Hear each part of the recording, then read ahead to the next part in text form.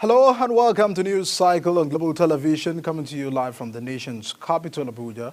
I am Edikan Michael. A quick reminder that Global Television is on DSTV channel 365, the Star Times channel 276. You can also download the Global TV Nigeria mobile app for Android and iOS devices to keep track of our broadcast.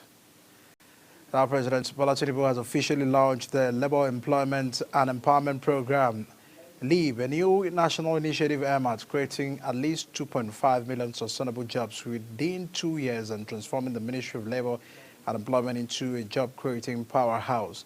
Tinubu had the program's launch in Abuja, declared LEAP as the administration's most comprehensive response yet to the mounting challenge of youth unemployment and the disruptive forces reshaping the global labor market. He was represented by Vice President Kashim Shettima. Says, in the face of the digital revolution that is rendering traditional jobs obsolete. And our Justice Yetunde Kwenhorio of Lagos State High Court has declared the removal of Obasa as the Speaker of the Lagos State House of Assembly illegal and unconstitutional. The court nullified the proceedings and resolutions of the Assembly held on January 13, 2025, during which Obasa was ousted from office. The court's ruling effectively reinstates Obasa as Speaker and renders null and void the decisions taken during the contested session.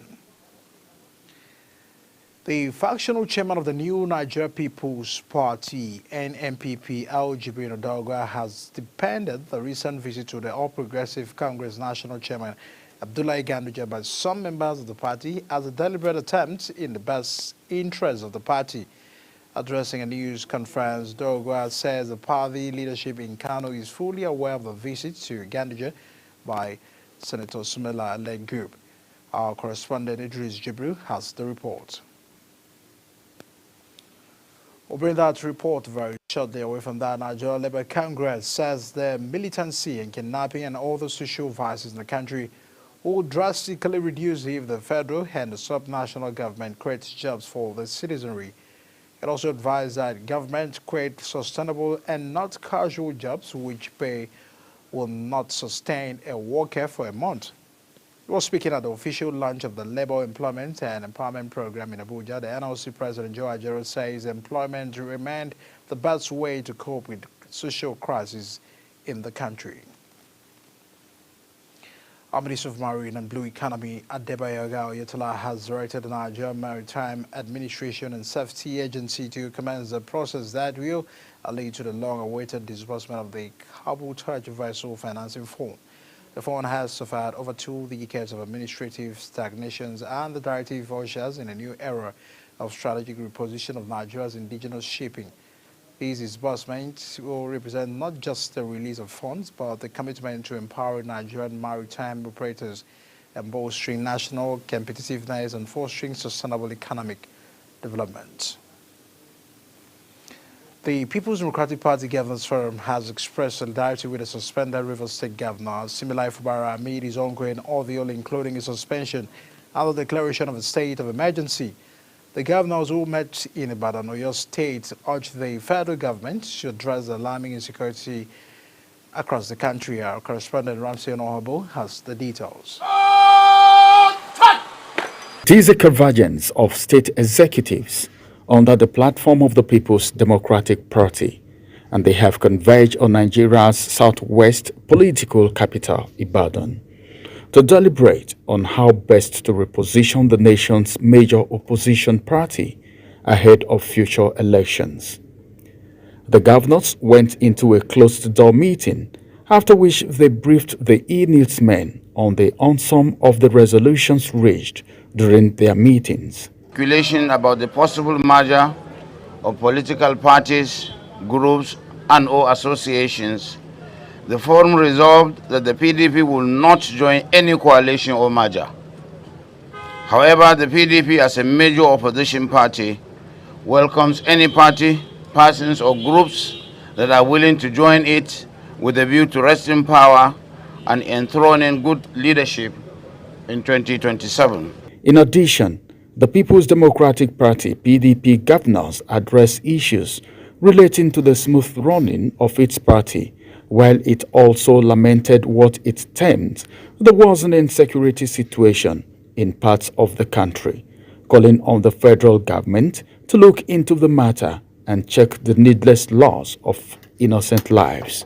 The forum finds alarming the worsening security situation in the country, as evidenced in parts of the country, especially Borno, Plateau, Katsina, and Edo states.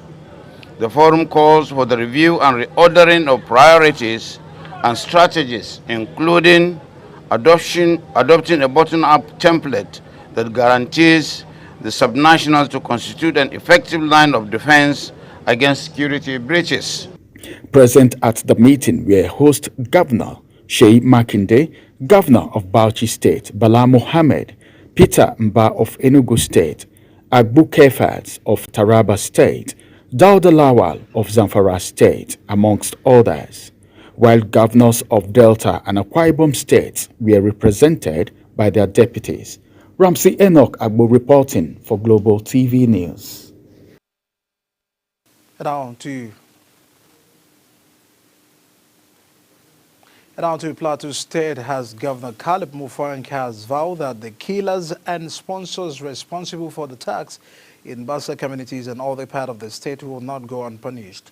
He said troops and security personnel had been deployed and reinforced in vulnerable communities. Mutfwang says to restore the calm and strengthen vigilance, the governor announced a restriction on the night grazing and a ban on the transportation of cattle by vehicle in the state after 7 p.m. effective on 16 April. He also announced a restriction of the use of motorcycles from 7 p.m. to 6 a.m. across the state until further notice. Imo State government says it is strengthening its healthcare sector by prioritizing the training and attitudinal reorientation of the frontline health workers.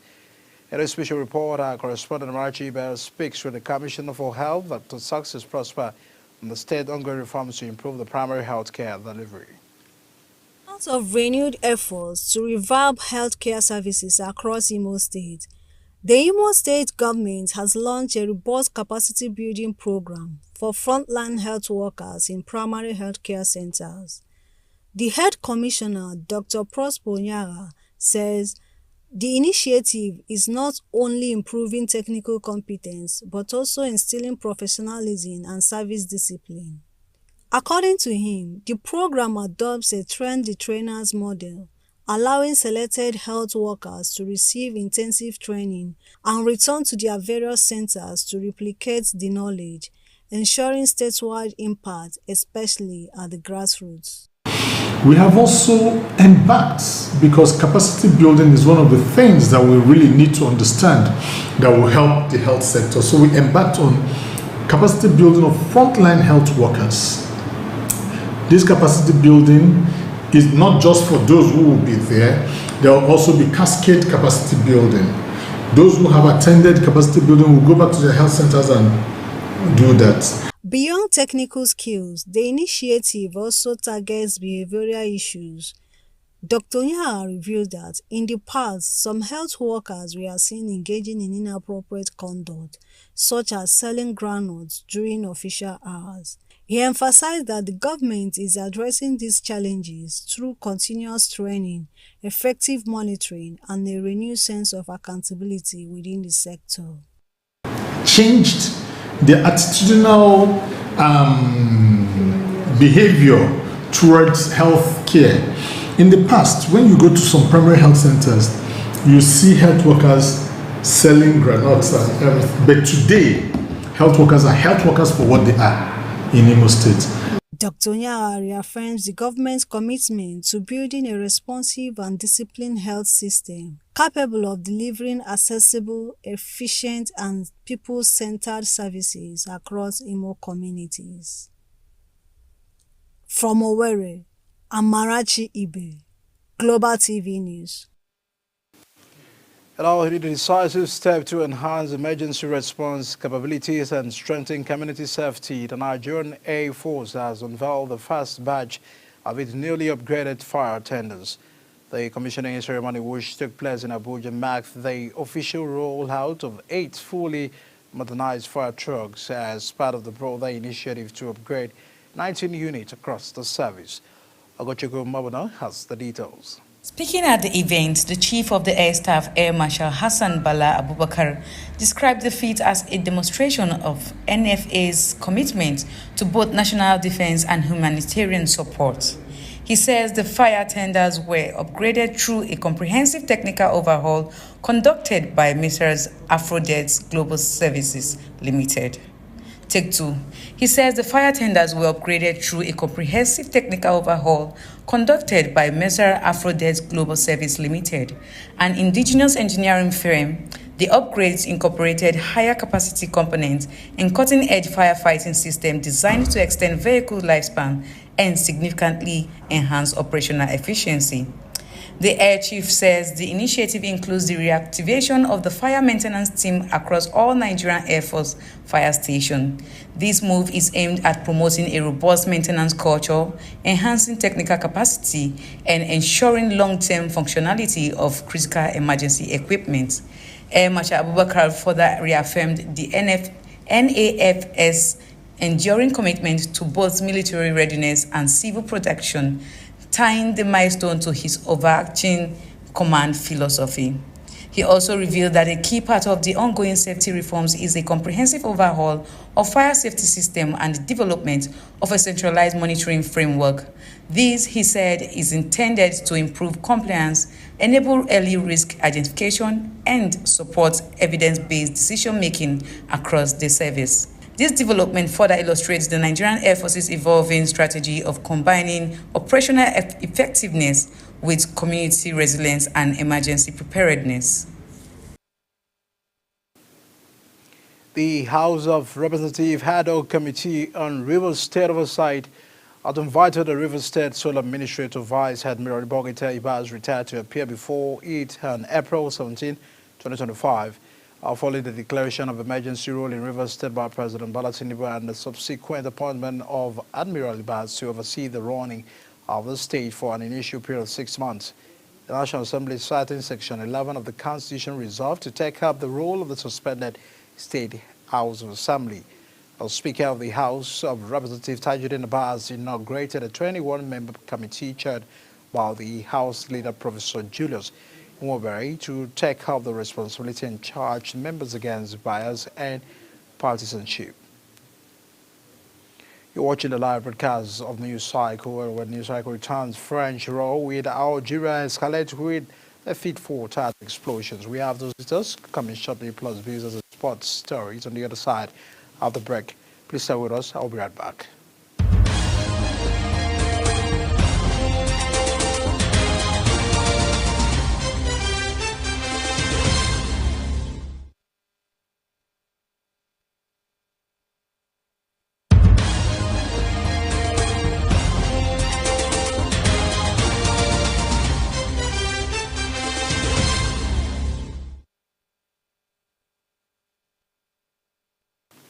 Welcome back at to BSS News. Director General of the World Trade Organization, Dr. Ngozi Okonjo-Iweala, says global goods trade is expected to fall by anywhere between 0.2 and 1.5% this year, depending how the United States President Donald Trump's tariff play out.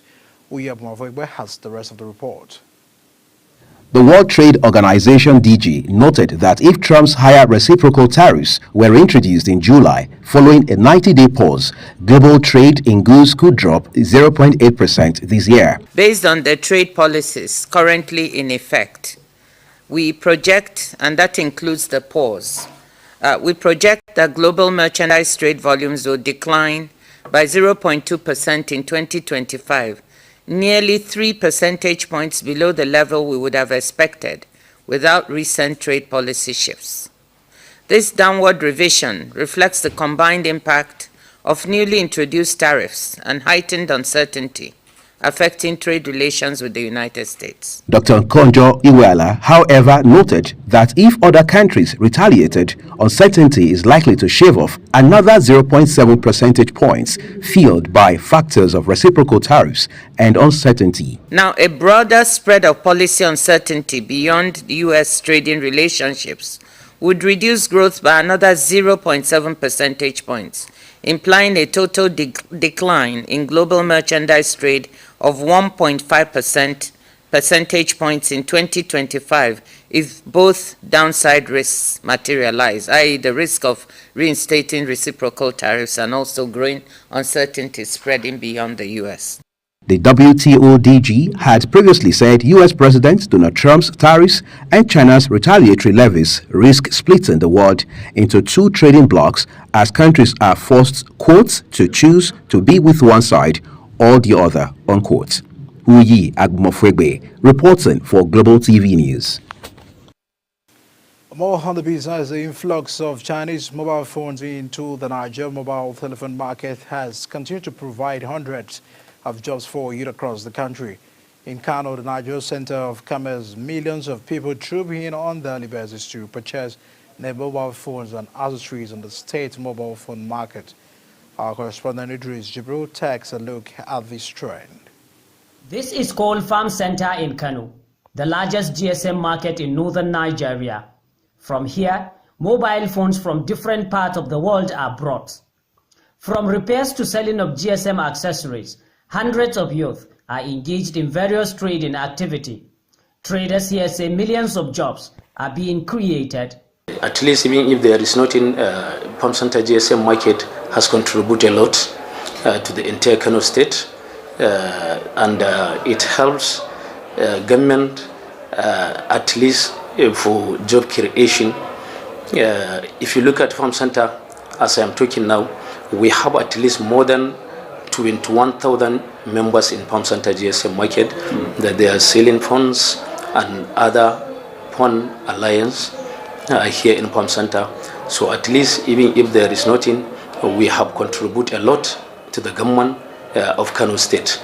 Over the years, the inadequate capital, the lack of government intervention, and more disturbing, the problem of foreign exchange is gradually threatening this trade in Kano. According to the traders union in the market, apart from job creation, Farm Center GSM market is contributing significantly to revenue generation and has remained consistent in improving the youth living standard.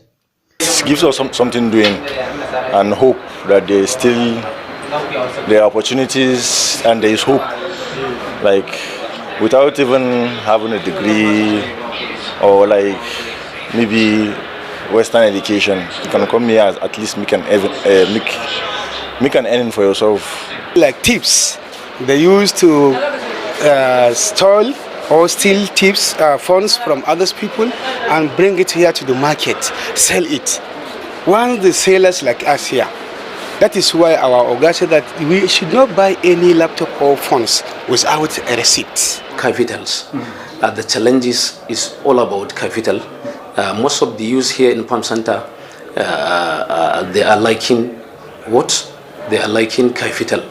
We don't have capital here in Farm Center, and we want to call the attention of government at least to help us, to help our youth, at least to empower them with maybe some money or some gadgets or something that will going to boost their businesses here in Farm Center GSM. Over 10,000 youth are currently trading in this market, but they require expansion and government intervention across all value chain of the trade. From Kano, Idris Jibrin reporting for Global Television News.